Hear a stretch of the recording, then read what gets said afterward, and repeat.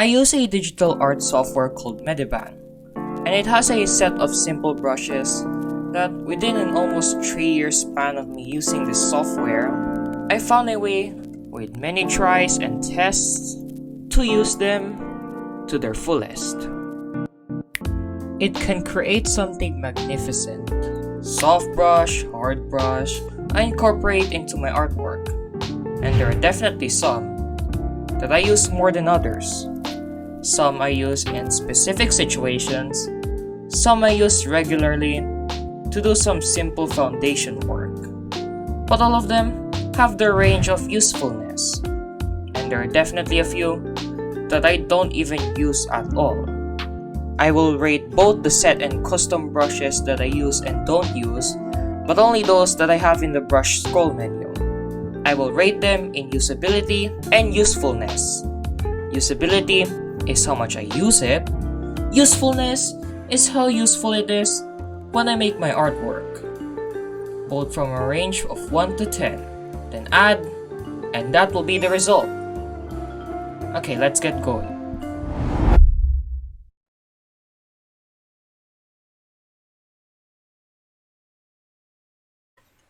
The pen is a brush stroke that I use all the time, mainly for foundation work, the base of my artwork.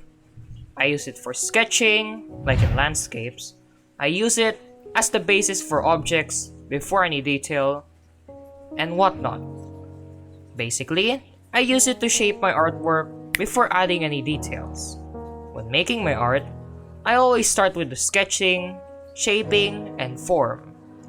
That job is mainly done by the pen, and the pencil as well. I use these interchangeably. These two brushes I use the most to create the foundation of my artwork.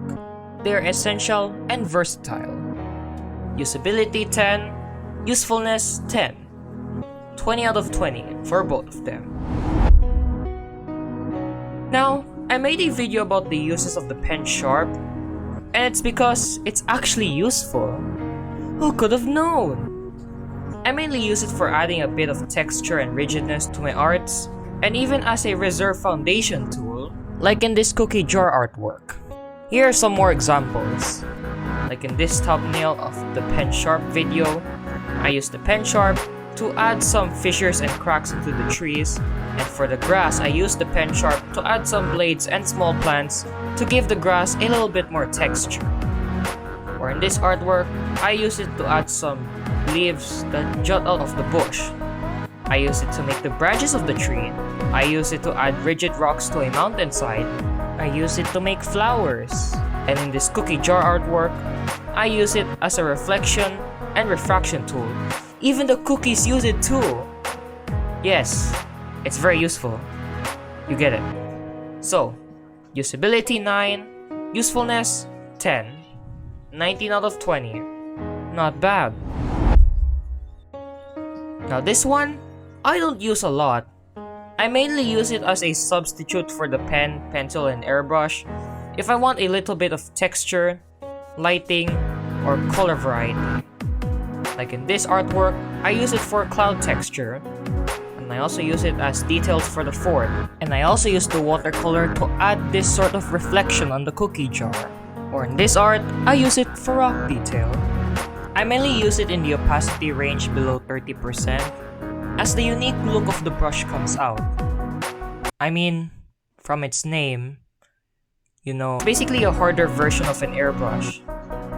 I don't use it as much, but it's a lot more useful than the other brushes that I'll mention soon. Usability 5, usefulness 8, 13 out of 20. Now this brush, I use a ton, but I mainly use it to add texture, highlights, and object lighting. I mean, sometimes I also use it as a foundation tool. From the name itself, it's sort of like a paintbrush stroke, and it's useful in adding details to bases. This art is definitely a good example. Most notably, the bowl, the watermelon, and the plate. I use the acrylic brush to make more rougher artworks that have a lot of rough textures and details going on, artworks like landscapes. If you look closely at this mountain art, you can see that it's used to add mountain rocks with the added texture.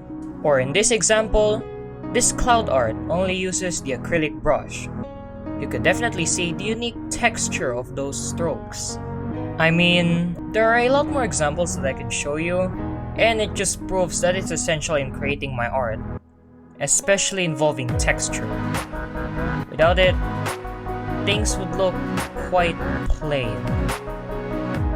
Usability 9, usefulness 10, 19 out of 20. This is the only custom brush that I've found useful. As a singular stroke, it looks like a spatter of paint, and if stacked together, it kind of has this leafy/grassy texture. I mainly use it as a base for grass and leaves, but I also found it useful for texturing. Let me show you an example. The grass, trees, and the distant landscapes are made out of this brush, or at least detailed by it. Another example is this tree. The grass and the leaves use this brush as its base. There are also other examples that use it to create trees, grass, or just as detail. Besides that, those are the only uses of this brush. Still though, it's a really good brush. Usability 9, usefulness 6, 15 out of 20. Now, so far, all of these brushes that I've mentioned are actually useful in making my grandiose creations. Even though the brushes seem simple, I have found a way to make them more versatile than ever. But now, it's time to talk about the brushes that I don't think I've used at all. A lot of these pens will be useless because I already found a better way, big quotes on better, to make stuff with the brushes that I use.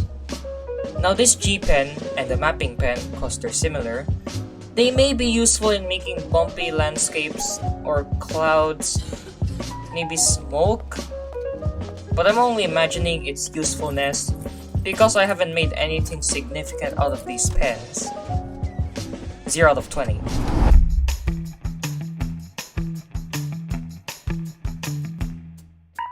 Now this pen, I don't think I've ever used at all. It's just a pen made out of a bunch of specks. Maybe I could use it to make fireworks? 0 out of 20. It's just a watercolor brush with a more interesting shape. 0 out of 20. Now this one is interesting. This pen uses the primary and secondary color choices. The primary color choice is for the edge, and the secondary color choice is for the base of the stroke. 0 out of 20. This is basically a different version of a watercolor brush. 0, actually 2 in usability, cause I use it sometimes when I'm bored. But it's still just another version of the watercolor brush that I don't even use at all. 2 over 20. The airbrush is a soft brush that can create a smooth transition between the color that you've stroked and the colors of the artwork, unlike a hard brush, which has a rigid transition. Now this brush is one of the most useful detail brushes because of its versatility involving lighting, shadows, and gradients, which I mainly use for skies, and it can also be an addition as a splash of interest to an object. I use it to create fog, like in this forest art. I use it to create blurry objects in the background, like the kitchen cabinet and the countertop stuff. I also use it to add lighting to objects, like this wall. And in this artwork, I also use it to add glow to luminous light sources. You see this sky? Airbrush.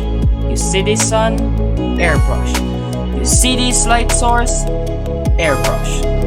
It's one of the most used brushes that I have at my disposal, and without it, my artworks would look a lot more rough. That's why I made a video involving this brush, because it's so useful. So, usability 10, usefulness 10, 20 out of 20. Congrats! Now before I did any demonstrations of this brush, I thought this brush was useless because of its grainy texture. I thought to myself, oh, this is a bad brush cause cloud is smooth and brush is not. but when doing the demonstration, it's actually not that bad at all. But I still like my cloud smooth, and I haven't really used it at all. Maybe incredibly sparingly as detail. Usability 1, usefulness 1. 2 out of 20.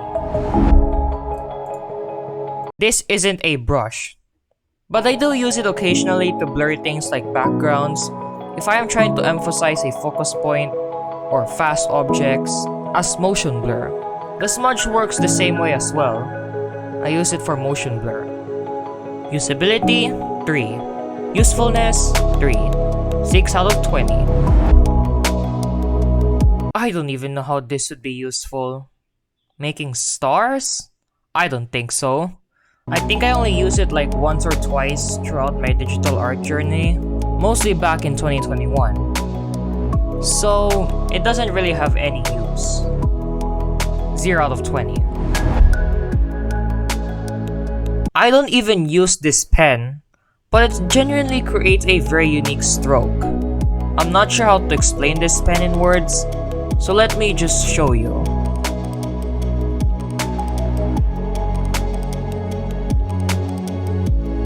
It creates these 5 strokes, equally spaced, angle-wise.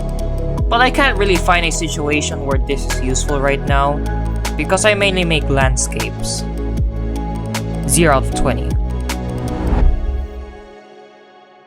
I already used the airbrush and eraser as a substitute. 0 out of 20. Well. I finally scored these brushes from most useful to least useful, forgetting that a tier list probably could have been better. Oh well. So, what have we learned? Maybe you've learned about how I use these brushes. Maybe you've learned that I only use certain brushes to do most of my work. To be honest though, I think a lot of you artists use these brushes almost the same way as I do. I mean, it makes sense. The usage of most hard brushes are obvious. But it's nice to see what I do use and what I don't use at all. Maybe I could find a way to make these brushes useful? Who knows? Anyways, thank you for watching. Go and do what you're meant to be doing.